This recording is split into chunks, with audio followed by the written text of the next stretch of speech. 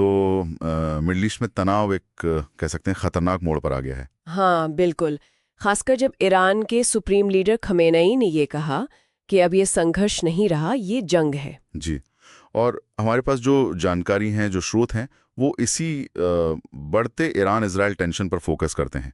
America का role क्या है और खासकर ट्रंप प्रशासन, वो थोड़ा उलझा हुआ दिख रहा है ना? सही बात है। तो आज हम कोशिश करेंगे कि इन अलग अलग धागों को जोड़ें, मतलब ये समझने की कि खमेनेई के ऐलान का असल मतलब क्या है, ट्रंप क्यों इस मुश्किल में है और पर्दे के पीछे क्या चल रहा है। हाँ, मतलब श्रोताओं तक वो जानकारी पहुंचे जो सबसे जरूरी है इस पूरे शोर में से। बिल्कुल। तो चलिए शुरू करते हैं खमेनेई के ऐलान से ही। क्या ये सिर्फ शब्दों का खेल है या संघर्ष से जंग, इस बदलाव के वाकई गहरे मायने हैं? देखिए, ये सिर्फ बयान नहीं लगता। मतलब उन्होंने न सिर्फ जंग कहा बल्कि एक ट्वीट भी किया, द बैटल बिगिंस, और उसके साथ तस्वीर लगाई खैबर की लड़ाई की जो 629 ईस्वी में हुई थी। अच्छा, खैबर की लड़ाई। हाँ, और इतिहास में इसे यहूदियों के खिलाफ एक अहम जीत माना जाता है। तो वो सीधे सीधे इसे एक धार्मिक लड़ाई, एक धर्म युद्ध का रंग दे रहे हैं। यानी वो इजराइल को, जिसे वो जियोनिस्ट शासन कहते हैं, उसके खिलाफ इसे एक पवित्र युद्ध की तरह पेश कर रहे हैं। ये भी याद रखना होगा कि ईरान तो इजराइल को एक देश मानता ही नहीं मानता। वो उसे कब्जा किया हुआ फिलिस्तीनी इलाका मानते हैं और इसकी जड़ें वो बेल्फोर घोषणा तक ले जाते हैं, जिसने उस इलाके में एक यहूदी राष्ट्र की नींव रखी थी। सही। और जैसे ही ये ऐलान हुआ, खबरें भी आने लगीं कि इजराइल के जो इंटेलिजेंस हेडक्वार्टर्स हैं, जैसे मोसाद, अमन, उन पे हमले हुए हैं। ये पक्की खबर है? खबरें तो है, लेकिन कुछ स्रोतों ने ये भी कहा है कि जो तस्वीरें दिखाई गईं, खासकर मोसाद बिल्डिंग की, वो शायद पुरानी हो या उनकी प्रामाणिकता पर सवाल है।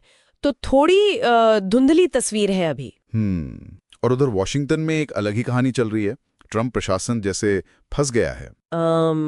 फंसा हुआ है। एक तरफ तो वो शांति लाने वाले नेता दिखना चाहते हैं, ट्रेड पर फोकस करना चाहते हैं। अब दूसरी तरफ इजराइल का पूरा दबाव है कि आप हमारे साथ खड़े हों, युद्ध में आए। ये बड़ा विरोधाभास है। बिल्कुल, और यही उनकी सबसे बड़ी मुश्किल है।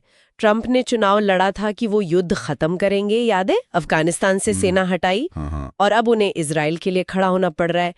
तो अपने वोटरों को कैसे समझाएंगे कि जिस चीज से वो बचना चाहते थे, अब उसी तरफ क्यों जा रहे हैं? ये मुश्किल सवाल है उनके लिए। और ये मामला तब और पेचीदा हो जाता है जब उनकी अपनी इंटेलिजेंस कह रही है।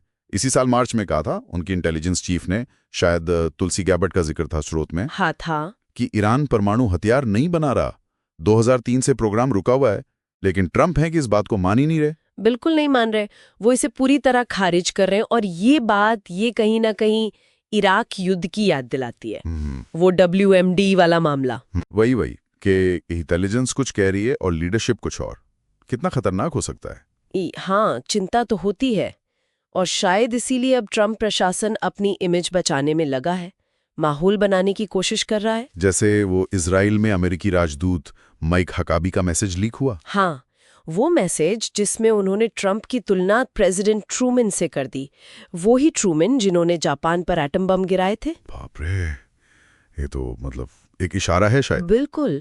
और फिर ट्रंप के अपने दावे कि ईरानी आसमान पर हमारा पूरा कंट्रोल है, खामेनेई कहीं छुपे हुए हैं, ईरान को बिना शर्त सरेंडर करना होगा। ये सब बातें क्या ये सिर्फ दबाव बनाने के लिए हैं या कोई असल प्लान है? अभी तो ये ज्यादातर बयानबाजी ही लग रही है, एक तरह का साइकोलॉजिकल प्रेशर।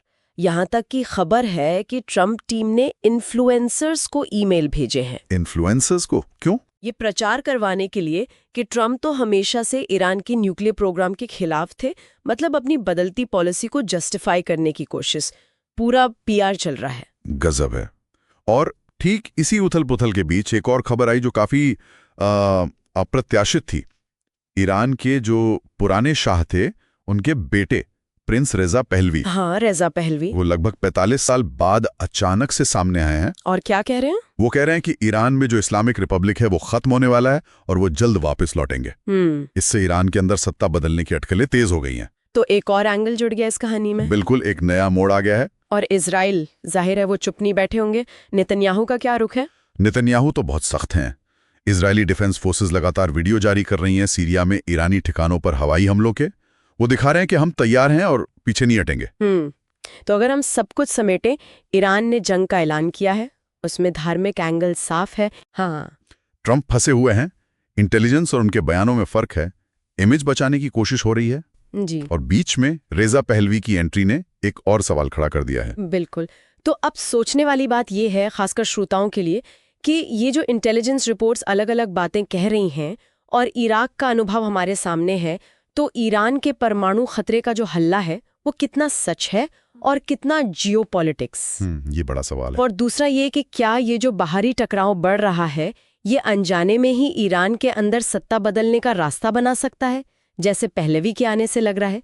ये कुछ सवाल हैं जिन पर आगे ध्यान देना होगा।